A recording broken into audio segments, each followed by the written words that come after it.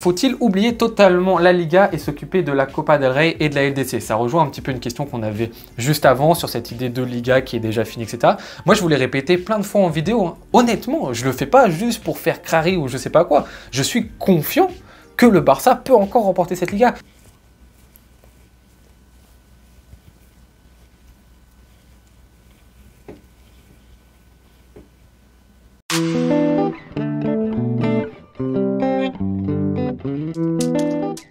Et oui, mesdames et messieurs, le Barça est de nouveau maître de son destin. Le Barça revient à 1 point de l'Atlético Madrid et revient à 2 points du Real Madrid, sachant qu'il y aura 2 confrontations contre ces clubs-ci. Donc si le Barça gagne tous ses matchs jusqu'à la fin de saison, le Barça sera champion d'Espagne. Et si bon nombre de personnes avaient dit mais non, le championnat c'est terminé, il faut se focaliser sur d'autres compétitions. Déjà, il l'avait dit en octobre en disant que le Barça était déjà champion pour certains. Puis après, les vestes ont un petit peu tourné et puis c'était le Real est déjà champion. J'étais là, je vous disais mais non, attendez, une saison c'est long, etc.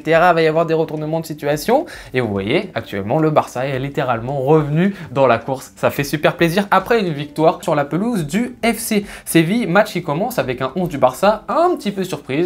Pourquoi? Parce qu'il y a la venue de Araujo en défense centrale à la place de Cubarsí. Et là, tu te dis, bah, qu'est-ce qui se passe? Pourquoi Araujo déjà passe devant Cubarsí et pourquoi il passe surtout devant Eric Garcia? Des petites questions, etc. Mais tu te dis, allez, on lui laisse sa chance. On va regarder le match, on va voir ce qui va se passer. Autre petite surprise, Frenkie de Jong titulaire au poste de numéro 6. Vous le savez, moi je suis pas très fan de Frenkie de Jong numéro 6. Un petit peu plus haut, ok, mais en numéro 6, j'ai des petites réserves. Donc j'ai hâte de voir ce que ces deux joueurs vont proposer sur ce début de rencontre. Un début de rencontre qui démarre tambour battant pour le FC Barcelone, puisque le Barça, à la 6e minute de jeu, se procure une superbe occasion qui initié bien évidemment par Pedri qui trouve Lamine Yamal, reprise de volée magnifique de Lamine Yamal mais qui est arrêté par le gardien de Valence. Corner, sur le corner joué à 2, tu arrives à trouver Rafinha un petit peu en retrait, superbe centre de Rafinha pour Inigo Martinez qui dévie le ballon, qui fait une passe pour Lewandowski qui en renard de surface va conclure. Et typiquement sur ce but-ci, Lewandowski il montre quelque chose finalement que n'ont pas les joueurs qui peuvent toquer à la porte pour être numéro 6. À savoir qu'un Dani Olmo et Ferran Torres t'apportent des choses, on l'a dit en tant que numéro 9 ou faux numéro 9, différentes d'ailleurs de ce qu'apporte Lewandowski et dans certains matchs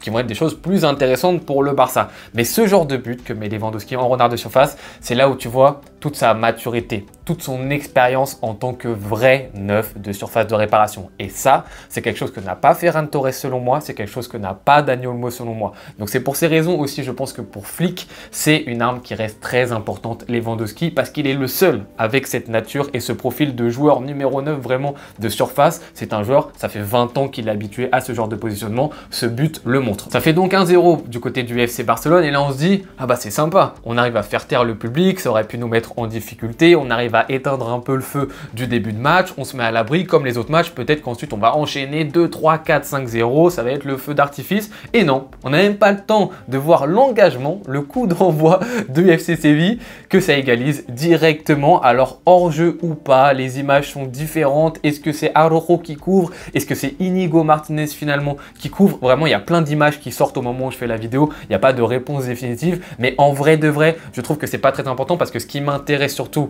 ça va être le jeu, ce qu'on va proposer. Et à la fin de cette première mi-temps, on est à 1 partout entre les deux équipes. Et je trouve que le 1 partout est mérité. On n'a pas eu 1 milliard d'occasions franches. Eux, ils ont eu des petites situations où ils pouvaient nous mettre en difficulté. Mais dans le contrôle du ballon, on était largement au-dessus d'eux. Du coup, pour moi, le 1-1 à la mi-temps, il est logique. Donc, pas de scandale par rapport au hors-jeu. Et puis, vous le savez, moi, de toute façon, l'arbitrage, c'est pas trop mon élément. Mon dada, ce qui m'intéresse, c'est plutôt le jeu. Et justement, en parlant du jeu, on arrive après cette égalisation du FC Séville sur un rapport de force qui va être sur toute cette première mi-temps. On va finir à 1 partout. Et de prime abord, on pourrait se dire, ouais, le Barça fait une première mi-temps qui est pauvre parce qu'on ne se crée pas énormément d'occasions franches. On peut dire que c'est une première mi-temps qui est ratée du côté du FC Barcelone, mais moi, je suis pas trop d'accord avec ça parce que je vois un Barça montrer beaucoup de points positifs. Dans la conservation du ballon, c'était plus que correct, c'était très intéressant. On retrouvait beaucoup de mobilité offensivement avec un Lamine Yamal qu'on pouvait retrouver des fois très axial. Rafinha prenait alors sa place sur l'aile, un Baldé virevoltant sur le côté gauche, un Gavi qui s'insérait dans le demi-espace droit, un Pedri et un De Jong qui se retrouvaient souvent aux abords de la surface de réparation pour proposer des choses. Tu avais un Barça qui mettait de la mobilité, un Barça qui mettait du volume de jeu, un Barça qui mettait de l'intensité et on sait que sur cette pelouse du FC Séville, c'est toujours important d'en mettre, un Barça qui répondait présent à la récupération du ballon. Donc il y avait beaucoup d'éléments positifs du côté du FC Barcelone sur cette première mi-temps. Alors on avait une petite difficulté, qui était l'avant-dernière passe. Ce petit geste qui va être tranchant, que ce soit un appel, que ce soit une passe. Prendre le risque de le faire et ensuite de servir quelqu'un dans des petits espaces. Ok, ça c'était notre défaut, mais c'était un défaut qu'avaient finalement tous les joueurs du FC Barcelone, hormis Pedri. Bien évidemment, hormis Pedri, Pedri lui il surnage. De toute façon, selon moi, hein, c'est le Barça de Pedri. C'est lui le métronome, c'est lui qui dicte tout. Et niveau qualitatif balle au pied, lui il était en capacité justement à faire ces différences balle au pied, avoir cette passe qui était tranchante. Mais sinon, tous les autres étaient un petit peu en difficulté. En premier lieu, Gavi, je pense qu'on est tous d'accord là-dessus, qui a été en difficulté. Il n'était pas assez tranchant réellement, même balle au pied pas assez présent, même si en termes de position c'était intéressant, mais un Lamine Yamal non plus n'a pas été tranchant en première mi-temps, un Lewandowski n'a pas été tranchant, un Rafinha n'a pas été tranchant, un Frenkie de Jong non plus n'a pas réellement été tranchant. Donc oui, tous ces joueurs-ci finalement étaient en difficulté dans cet avant-dernier geste. Mais aussi ce qu'il faut prendre en compte, c'est une adversité qui était au rendez-vous. On en a parlé récemment contre l'Atalanta. On a dit l'Atalanta, on a fait 2-2, mais regardez aussi l'opposition qu'on a eue qui était très sérieuse. Sur cette première mi-temps du côté du FC Séville, on est sur un FC Séville qui propose quelque chose en animation défensive qui met en difficulté le Barça. Ils arrivent tout de suite à monter sur le porteur de balle avec une forte intensité, ce qui nous laisse très peu de temps justement pour réagir et faire des choses. Ils coupent très bien les lignes de passe. Or, on sait que l'objectif pour le Barça, ça va souvent être du côté d'un Cubarsí ou d'un Inigo Martinez de couper une petite ligne de pressing et ensuite de trouver un joueur qui va être un relais, donc un Frenkie de Jong ou un Pedri. Et ça, Séville l'a très bien fait. Ils étaient super compacts. Et ensuite, en attaque, ils avaient du Vargas et du Luque Bacchio qui en première mi-temps ont été des éléments qui nous ont mis en difficulté et qui des fois nous faisaient aussi reculer. Donc il faut aussi saluer la prestation en première mi-temps du FC Séville et à partir de ce moment-là se dire on rentre dans un rapport de force, c'est un match de boxe, c'est une partie d'échecs et l'objectif c'est au point, c'est en gagnant des petits sauts par-ci par-là, en fatiguant ton adversaire qu'au bout d'un moment tu vas réussir peut-être à les fatiguer et qu'en deuxième mi-temps à travers des remplacements et des joueurs qui vont être plus tranchants de faire la différence. Mais je pense qu'il ne faut pas rentrer dans la facilité d'être un petit peu des enfants pour y gâter et de se dire ah si on mène pas 3-0 à la mi-temps et qu'on a eu 15 occasions franches, la mi-temps elle est ratée. Non, la mi-temps elle n'est pas excellente en termes d'occasions générées, mais en termes de ce qu'on a généré en termes de contenu footballistique, c'était intéressant. Comme je viens de vous le dire, c'est un match de boxe. Il faut gagner au point avec de la patience, essayer un petit peu de fatiguer ton adversaire et au bout d'un moment de trouver la différence. Et justement, en deuxième mi-temps, tu as un changement qui est important, qui est Fermin Lopez qui rentre en jeu à la place de Gavi. Fermin Lopez, on le sait, qui est un élément qui lui va être plus tranchant dans les 30 derniers mètres qu'un Gavi peut l'être. Gavi peut être plus intéressant dans la conservation de balles, dans un positionnement pour récupérer, pour jouer entre les lignes, etc. Créer des décalages de cette manière-ci. Mais vraiment, en tant qu'élément tranchant, Fermin Lopez, à travers ses appels, ses frappes de balles ou ses portées de balles, c'est vraiment quelqu'un qui est plus offensif qu'un Gavi. Et ça se voit dès la première minute de la seconde mi-temps, puisqu'il va faire cet appel tranchant et il est excellemment bien servi par Pedri. Voilà, on vient d'en parler. Pedri, c'est le métronome. La passe que fait Pedri, elle est phénoménale. Pedri est relou parce que si je dois parler de lui, je suis obligé de faire une vidéo de 1 heure et j'ai pas envie de vous embêter pendant 1 heure. Mais s'il vous plaît, mesdames et messieurs, si vous êtes trop jeune pour pas avoir vécu vraiment des Xavi, des Iniesta, même des Messi sur la fin, peut-être que vous avez regardé justement les dernières années de Messi au Barça, mais vous n'en avez pas vraiment énormément profité. Soyez conscients de la chance qu'on a d'avoir un joueur comme Pedri, mesdames et messieurs. Un mec vraiment qui nous fait lever de notre fauteuil à chaque match, mesdames et messieurs. Qui fait des choses que les autres ne font pas. Au milieu de terrain, il arrive à créer du décalage, il se place très bien. Il fait des choses qui sont tout le temps originales, qui sont belles à voir. C'est quelqu'un vraiment d'élégant aussi sur le terrain, que ce soit par ses dribbles, par son jeu collectif, par aussi son acharnement défensif, parce qu'il fait aussi beaucoup d'efforts défensifs. Soyez au courant, profitez-en. Profitez-en vraiment, parce que moi des fois quand je regardais quand j'étais jeune le Barça, je me rendais pas compte de ce que je voyais et après je me suis dit mince, je suis peut-être passé à côté aussi de chaque week-end, me dire c'est incroyable que je suis en train de voir. Profiter de Pedri, Don Pedri, mesdames et messieurs, c'est incroyable ce que vous avez fait encore une fois ce soir. Cette passe le prouve et le Barça justement fait la différence à travers cet appel tranchant de Fermin Lopez, très bien servi. Et ensuite 7 minutes plus tard, le Barça refait la différence, cette fois-ci sur un exploit individuel, on peut appeler ça comme ça en vrai, de la part de Rafinha, qui arrive à se défaire de son défenseur avec un crochet et qui fusille extérieur de surface du droit.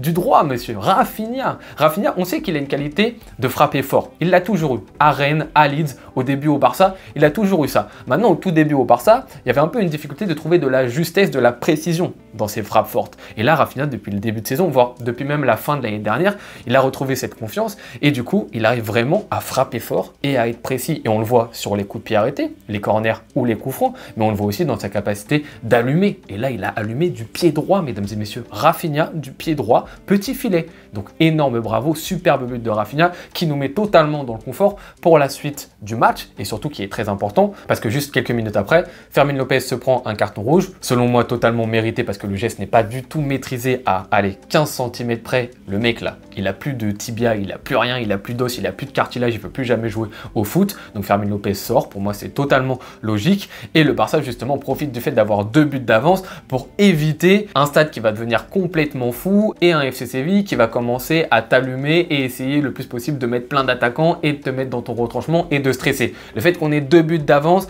ça te permet un tout petit peu d'éviter ça. Même si tu as un FC Séville qui essaye de plus attaquer, toi tu vas ramener du Eric Garcia en tant que numéro 6 justement par rapport à De Jong qui est plus un profil défensif parce que De Jong sur certains moments quand on n'avait pas le ballon, je parle vraiment quand on n'avait pas le ballon, De Jong il avait du mal. Voilà, mais j'ai du mal avec De Jong en tant que numéro 6 quand en face de toi tu as une équipe qui sait attaquer, c'est galère. Et de l'autre côté tu fais aussi rentrer Dani Olmo à la place de Lewandowski et Dani Olmo va avoir ce rôle de milieu de terrain ok, mais qui aussi pourquoi pas peut être intéressant aussi en tant que numéro 9. Ce rôle vraiment de faux numéro 9 qui t'apporte un petit peu aussi plus de présence, plus de qualité technique pour des fois conserver le ballon quand c'est important. Et le Barça justement, comme je viens de le dire, profite de ces 2 buts d'écart pour un petit peu calmer la chose et faire en sorte que le match ne s'enflamme pas. Donc ce 3e but est très très important pour le Barça. Et ensuite, bah, tu as le 4e but, mesdames et messieurs, de Eric Garcia qui intervient à la toute fin de match.